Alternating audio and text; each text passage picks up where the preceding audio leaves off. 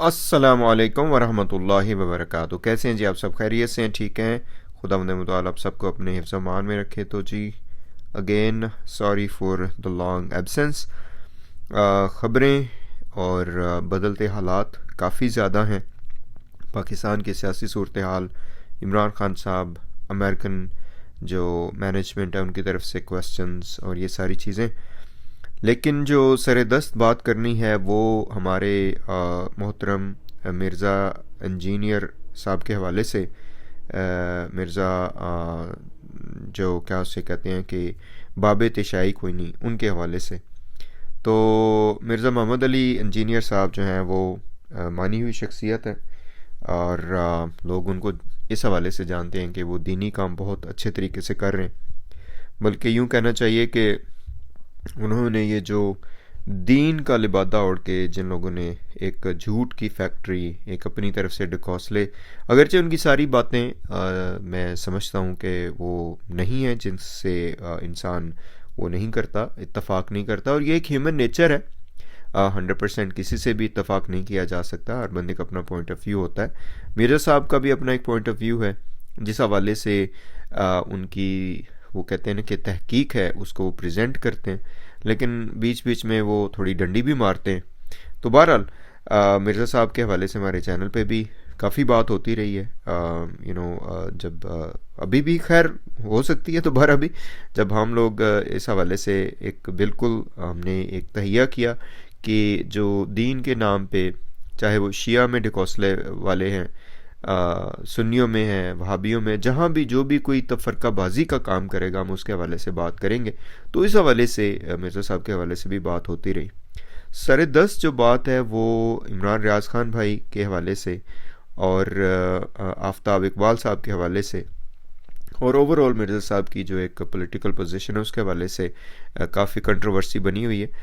मैं चूँकि सुनता रहता हूँ मिर्ज़ा साहब को, तो ये बताता चलूँ कि वो हालात हाजरा पे बात करते हैं, गाए बगाए उनके चैनल पे बातें आती रहती हैं, और एक सोशल मीडिया के इन्फ्लुएंसर के तौर पे या यूँ समझें कि करंट अफेयर्स के हवाले से जितने भी सोशल मीडिया पे लोग मौजूद होते हैं, चाहे उनका कोई भी फील्ड हो, तो अगर उनसे कुछ ना कुछ रेलेवेंस बनती हो करंट अफेयर्स की तो उसके ऊपर बात करते हैं। तो सियासत पे बात ये पहले भी करते रहते हैं और मुल्क में जो इम्पोर्टेंट इश्यूज़ होते हैं उनके ऊपर अपना पॉइंट ऑफ व्यू वो देते हैं। तो ये कोई नई बात नहीं थी। लेकिन मिर्ज़ा साहब के हवाले से जो कंट्रोवर्सी बनी वो अभी कुछ दिनों से वो ये कि इमरान खान साहब के हवाले से जो उन्होंने पहले से बातें की हुई थी कुछ महीने पहले, पीटीआई के हवाले से इनको फितना कहना और उसके बाद फिर डिजिटल टेररिज्म और ये सारी, तो ये स्पॉटलाइट में आ गई।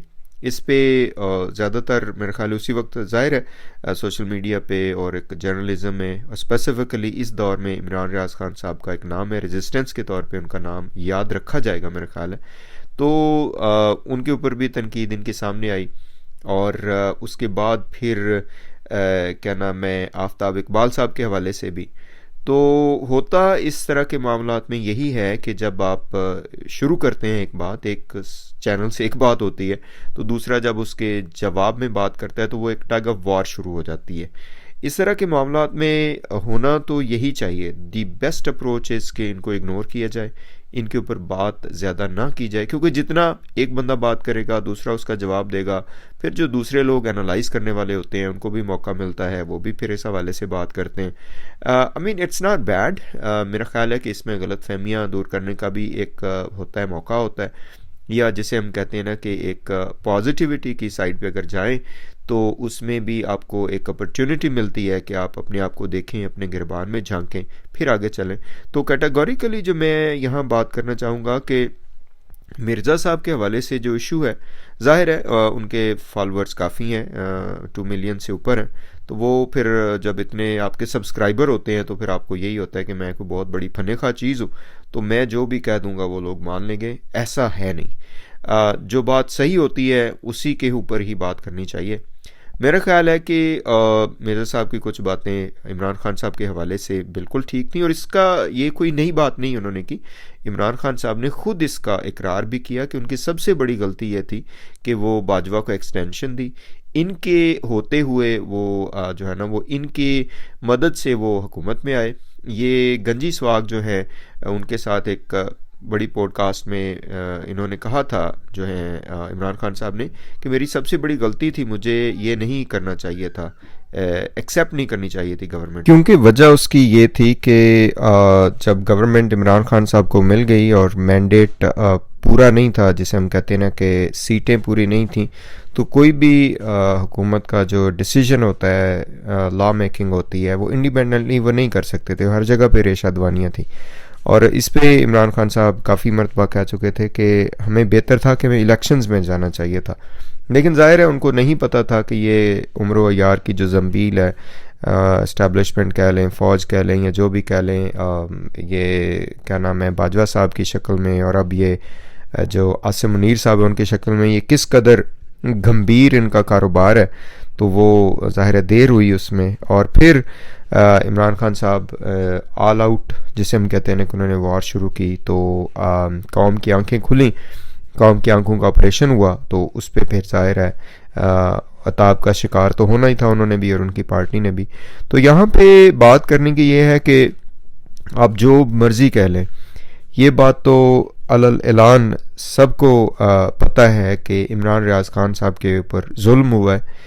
वो चाहे आज से पहले कर रहे थे, जायज़ करार दे रहे थे इस्टेब्लिशमेंट को, या जो भी था, ये उन्हें आइडिया नहीं था, उन्होंने भी अपने इस नाकर्दा गुनाह पर माफ़ी मांगी है। तो उनको ये कहना कि वो भगौड़े हो गए हैं, वो यहाँ से भाग गए हैं, वो चले गए हैं, ये है वो है, ये मिर्ज़ा साहब की मेरा ख्याल है कोई अच्छी बात नहीं है। और साथ साथ फिर सारी गलतियों के बावजूद इमरान खान साहब की पार्टी और उनके जो साथ के लोग हैं, अगरचे उनमें भी काफ़ी ज़्यादा हैं, जैसे शेर अफजल मरवत साहब के हक़ाइक़ सामने आ रहे हैं, वो कि वाक़ई इंसान हैरान ही होता है कि यार ये क्या चीज़ें हैं इस दुनिया में। लेकिन बहुत से लोग ऐसे हैं कि जिन्होंने मिसालें कायम की हैं। इमरान खान साहब ने खुद मिसाल कायम की है कि पाकिस्तान की तारीख़ में शायद ऐसा नहीं हुआ होगा पहले, जैसे फ़ातिमा जना साहबा थी, लेकिन उनकी आवाज़ को दबा दिया गया। लेकिन आज चूँकि सोशल मीडिया मौजूद है तो वो चीज़ें सामने आ रही हैं। साथ साथ फिर आफ्ताब इकबाल साहब का भी बड़े शदोमत से ज़िक्र करते रहे जो मिर्ज़ा साहब हैं। मेरा ख़्याल है कि मिर्ज़ा साहब ने गलत जगह पे सींग फंसा लिए हैं, और जो बातें इन्होंने की हैं वो उनका कोई लॉजिक सामने नहीं आ रही, क्योंकि हक़ाइक़ उसके उल्ट हैं। हक़ाइक़ इस वक्त ये हैं कि इमरान रियाज खान भगौड़ा नहीं है, आफ्ताब इकबाल खुद भगौड़ा नहीं है, वो खुद पकड़े गए वहाँ पे। अच्छा, अब वो अगर अपना काम जारी रखने के लिए अगर उन्होंने वहाँ से ये मुनासिब समझा कि हम दूसरी जगह पे चले जाएं, तो ये एक दूसरी बात है। बहुत से लोग जो है ना वो तंगी की वजह से गए हैं मुल्क से, और बहुत बड़े बड़े लीडर्स जो है ना वो छोड़ के जाते हैं मुल्क को। लेकिन जिस तरीके से अगर इनको अब नवाज शरीफ के साथ वो करेंगे, या जो चोर चक्के पार्टी हैं उनके साथ इनको जोड़ के और फिर इनका गुनाह बड़ा आप करने की कोशिश करेंगे और नवाज शरीफ का गुनाह छोटा, या फिर ये कि सबको एक ही सफ़ में रख के ये कोशिश करेंगे कि सारे ही वो हैं, तो ऐसा है नहीं। इसमें डिस्टिंक्शन करने की ज़रूरत है, इसमें फ़र्क करने की ज़रूरत है। और मेरा ख्याल है कि मिर्ज़ा साहब शायद यहाँ पे यही थोड़ी सी उनसे गलती हुई। मैं समझता हूँ कि मिर्ज़ा साहब के अंदर ये हौसला है कि वो अपनी गलतियों को तस्लीम करते हैं, तो उनको इस बात का जो है ना इयादा करना चाहिए। अब जो इस वक्त सूरत हाल है वो यही है कि ज़ाहिर है इमरान रियाज खान साहब भी जो है ना वो तो पहले कह चुके हैं कि मैं कोई वो नहीं हूँ, मैं जवाब देने की अहलियत रखता हूँ। लेकिन मेरा ख्याल है वो किसी हद तक उनका जो शुरू में उन्होंने बात की थी वो बहुत माइल्ड सी थी, लेकिन ज़्यादातर जो है वो फिर मिर्ज़ा साहब ने उसको तीली लगा दी, और अब वो तीली पे तीली चल रही है। I think the best option is के इसको आपस में बिहाइंड द कैमरा जो है ना वो करने चाहिए, ना कि ऑन कैमरा ये बातें करनी चाहिए। तो चलें जी, इंशाल्लाह मिलते हैं फिर। Will try our best update you guys more. Thank you. अस्सलाम वालेकुम।